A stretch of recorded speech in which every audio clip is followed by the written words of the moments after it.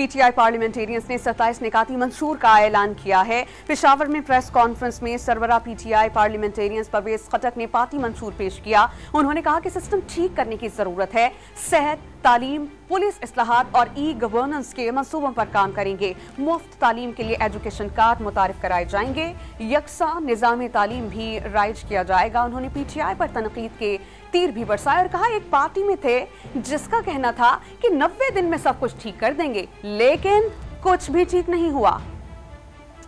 غلطی کر رہے ہیں کیونکہ جو استحقاق اس کا گھر کوئی لیڈر ہے یا پارٹی ہے، اس کا یہی کام ہے کہ اس نے بہترین پالیسی دینی ملک کے لیے، صوبے کے لیے، اور اس پہ عمل کروانا، یہ پھر بہت ضروری ہوتا ہے۔ اس وقت بھی ہماری پارٹی شور مچا رہی تھی کہ 90 دن میں یہ کرنا ہے وہ کرنا ہے۔ اصلی چیز یہ کہ 90 دن میں کچھ نہیں ہو سکتا۔ 90 دن میں آپ اداروں کو ٹھیک کر سکتے ہیں بغیر پیسہ خرچ۔ آپ پولیس کو ٹھیک کر سکتے ہیں، آپ ایجوکیشن کو ٹھیک کر سکتے ہیں، ٹیچر کو حاضر کر سکتے ہیں، آپ ہیلتھ میں ڈاکٹرز کو حاضر کر سکتے ہیں۔